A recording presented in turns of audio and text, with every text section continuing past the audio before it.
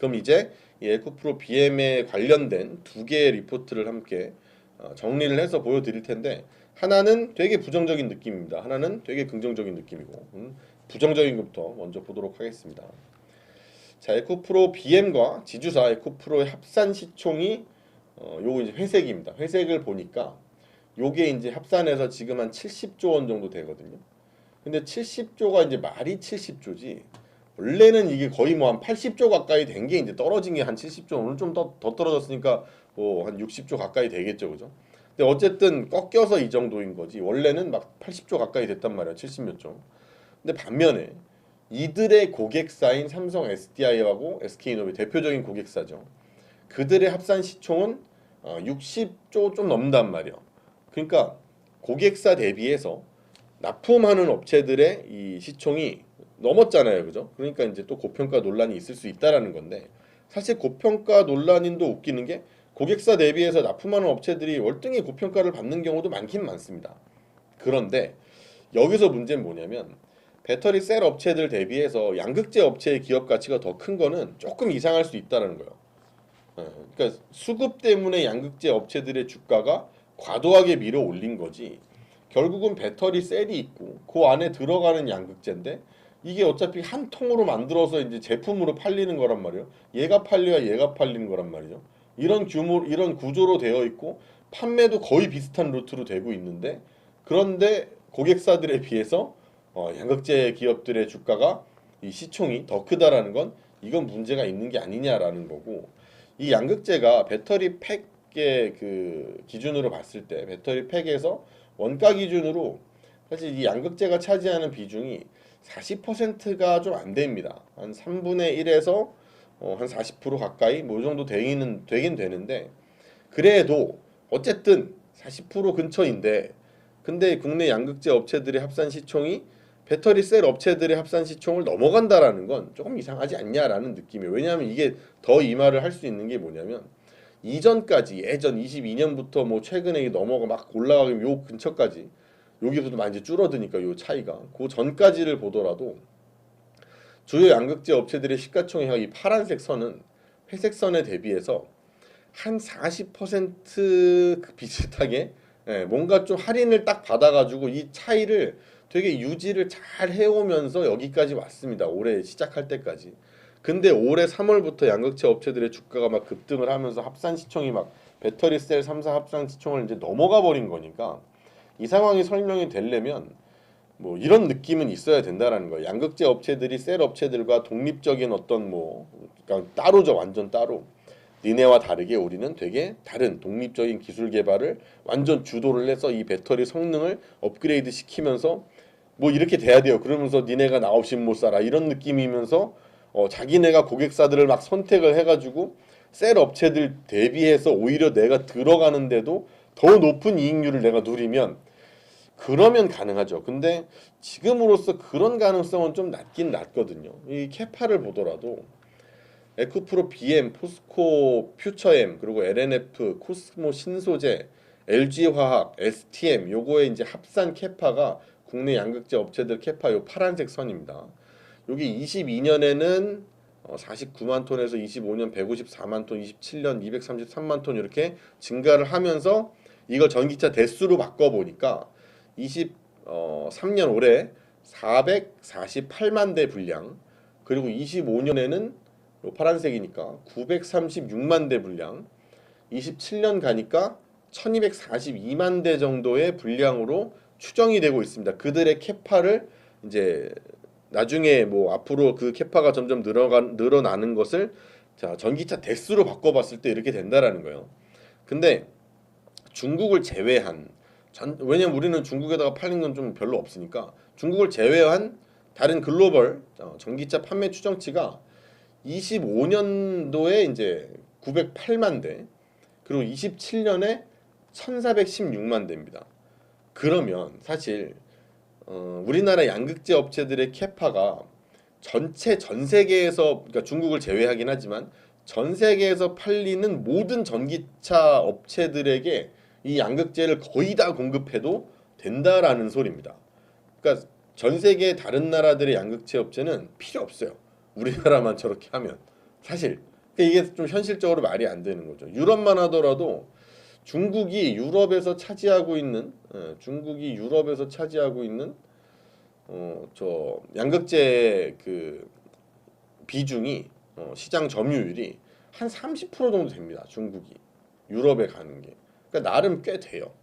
그리고 뭐 25년 내후년부터는 또 중국 업체들이 이제 유럽에다가 만든 또 양극재 공장들이 있어가지고 그 공장에서 생산까지 또 시작이 됩니다. 그리고 중국을 제외한 아시아 같은 경우에는 중국의 양극재 업체들이 유럽에서 갖고 있는 시장 점유율보다 더 높아요, 사실. 그래서 우리나라 양극재 업체들이 이런 식으로 사실 완전 다 독점을 해야 이제 판매가 되는 이런 느낌인데 여기에 좀 무리가 있겠죠, 그죠? 그러니까 결국은 앞으로 양극재 업체들의 뭐 가동률, 뭐 또 증설의 속도 이런 게 다 조절이 되겠지만 요대로 가면 공급 과잉의 시대가 올 수도 있다라는 거고 그러면 지금 같은 프리미엄을 쭉 받는 건 좀 과하지 않느냐라는 게 사실 이 부정적인 리포트의 좀 골자라고 볼 수가 있습니다.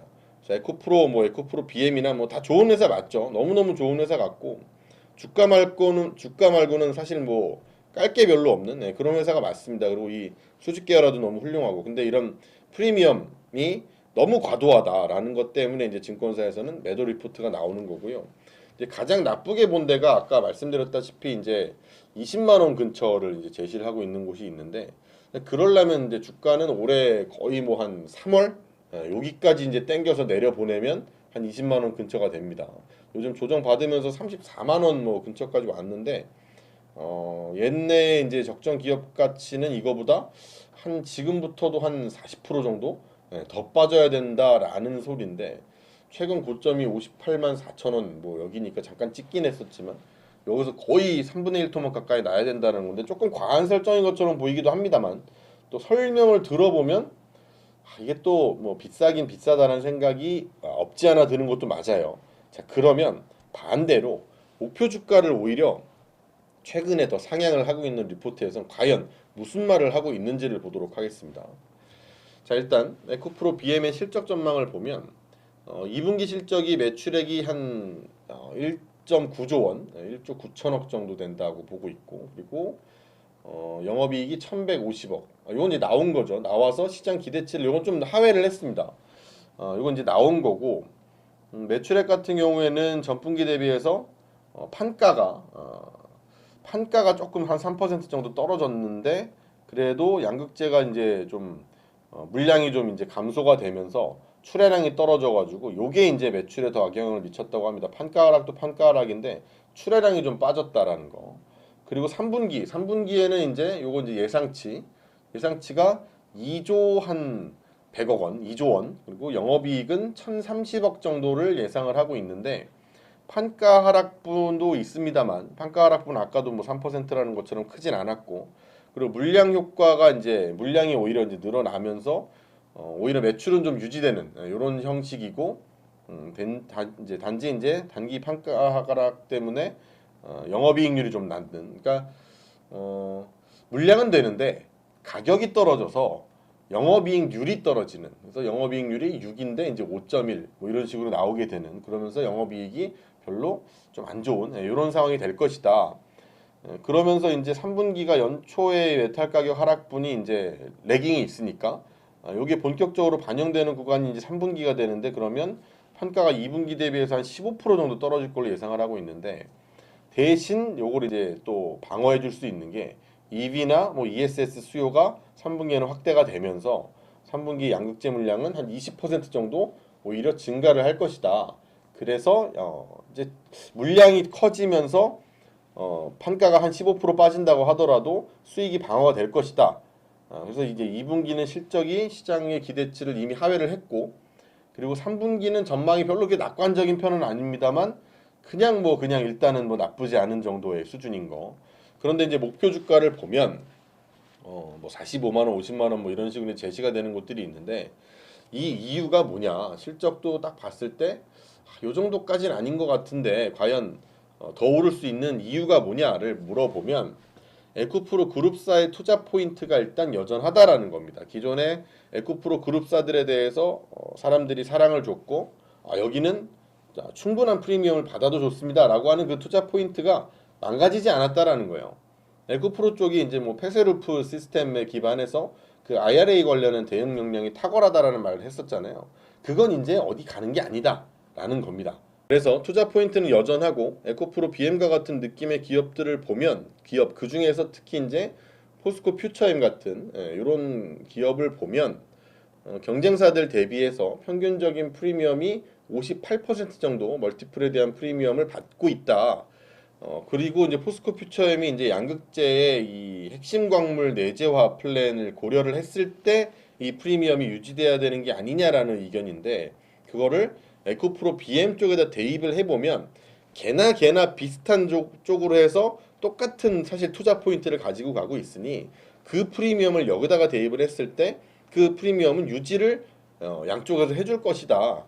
그러면 이제 같은 성격을 지닌 에코프로 BM도 뭐 EV 에비타를 기존 20배에서 29.4배로 변경을 하면서 목표 주가를 올린다. 그게 45만 원이다. 이건데 이러면 이제 딱 봐도 매도 리포트하고 관점이 아예 다르죠, 그죠? 그러니까 비교를 해보자면 일단 그렇습니다. 긍정적인 면의 측면에서 본 리포트를 살펴보면 지금까지 받고 있던 프리미엄이라는 게 이게 괜히 받은 게 아니다. 프리미엄을 받을 만하니까 받은 거였다. 그리고 이 프리미엄을 유지한다고 가정을 했을 때 그게 밸류니까 밸류를 곱해주면 예전 고점까지는 아니더라도 지금의 가격대가 30 얼마가 비싸지 않다라는 거를 이야기를 하고 있는 겁니다. 근데 이제 뭐 제 입장에선 프리미엄이 과하다는 생각은 들어요. 이게 과하지 않으려면 사실 다른 배터리 분야의 기업들도 웬만큼 주가가 점프를 해줘야 됩니다. 왜냐하면 아까도 보셨지만 뭐 포스코 그룹주, 특히 포스코 퓨처엠, 에코프로, BM 이 두 개의 이 주가 상승률이 둘이서 너무 말도 안 되게 특별했단 말이에요. 근데 이렇게 둘만 특별한 밸류를 받는 건 좀 무리가 있다라는 생각이 들고 특별해서 어느 정도의 프리미엄은 인정을 하겠지만 너무 튄다.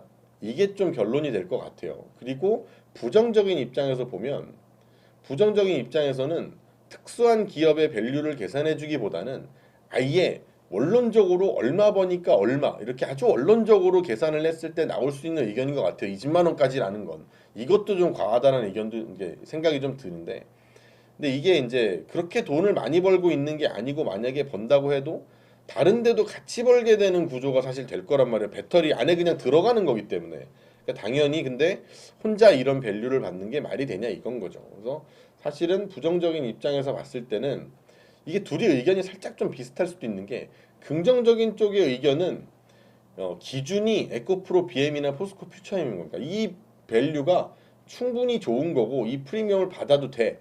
근데 딴 애들도 좀 받아도 돼. 그래서 어쩌면 얘네가 비싼 게 아니고 지금 포스코 퓨처엠이나 에코프로 BM이 비싼 게 아니라 다른 배터리 섹터에서 못 오른 기업들이 더 올라와서 이 프리미엄을 함께 정당화해 줄 수 있는 거 아니냐. 아예 높은 거의 기준을 여기가 아니라 여기까지 끌어올린 다음에 거기에 프리미엄을 붙인 거를 얘네를 준다는 거고 부정적인 쪽은 기준이 덜 오른 기업들인 겁니다. 그래서 다른 기업들의 밸류가 특별히 이상한 게 아닌데 특이하게 너만 튀고 있으니까 네가 내려오라 이건 거죠. 그러니까 긍정적인 쪽의 입장에서는 딴 애들이 올라와야 된다. 부정적인 입장에서는 너희를 끌고 내려와야 된다라는 그런 입장인 것 같아요. 그래서 이제 뭐 그 안에서 또 공통적인 걸 찾아보자면 그래도 얼마 전에 고점을 회복하는 건 좀 어렵다는 입장인 거고 50 막 얼마였던 그건 좀 어렵다는 입장인 거고 그래서 결론적으로 누가 맞을지는 모르지만 하지만 분명히 좀 뭐 비싸다는 생각을 안 갖고 있는 건 아닙니다. 왜냐하면 계속 긍정적인 쪽에서도 프리미엄 얘기를 했기 때문에 아 되게 특별한 밸류를 니네만 받고 있는 건 맞구나 라는 것도 사실이거든요. 좀 많이 특별한 그런 프리미엄을 받고 있는 거니까. 그래서 심지어 긍정적인 리포트에서도 이런 얘기를 하니까 그러니까 차라리 제 생각에는 이 프리미엄에 대해서 이게 되게 어떻게 보면 산수적으로 맞는 얘기가 될 것 같은데 차라리 양극재가 지금 양극재 중에서 대장주들이나 이런 애들은 너무 프리미엄이 누구가 볼 땐 너무 많다. 그러니까 니네가 올라와라. 누가 볼 때는 네가 너무 높으니까 너를 끌어내리자. 이런 느낌이란 말이야. 차라리 덜 높은 밸류를 받는 다른 기업들한테 투자를 하는 게 앞으로는 더 유리할 수 있지 않나 이런 생각입니다. 물론 개인적인 생각입니다. 뭐 에코프로나 에코프로 BM을 투자하시는 분들한테 이런 얘기를 하면 굉장히 욕을 먹을 수도 있겠지만 나쁘다는 얘기는 절대 아닙니다. 근데 이게 조금 조금 많이 비싼 건 사실이다라는 것도 맞는 것 같아요. 왜냐면 긍정적인 입장에서도 이거에 대한 프리미엄을 정당하게 얘기하려고 그러는데 너무 특별하게 너무 이렇게 혼자 많이 벌어진 프리미엄이 과연 똑같은 배터리를 만드는 그 안에 들어가는 물질 중에서 혼자 그 정도 그러니까 받을 수는 있는데 그 프리미엄이 너무 높은 거 아니냐라는 거고. 아무튼간 오늘 특히 이제 2차 전지 관련 섹터들 주가 변동이 굉장히 강했죠. 뭐 에코프로, BM도 그랬고 에코프로도 한 10% 하락했는데 업계 평가는 뭐 지금 말씀드린 것처럼 부정적인 의견도 있고 긍정적인 의견도 다 있습니다.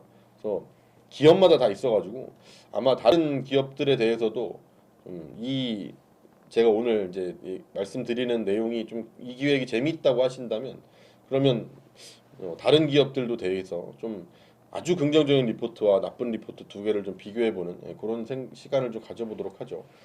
근데 사실 뭐 초점을 어디다 보느냐에 따라서 또 의견은 나눌 수 있는 거니까.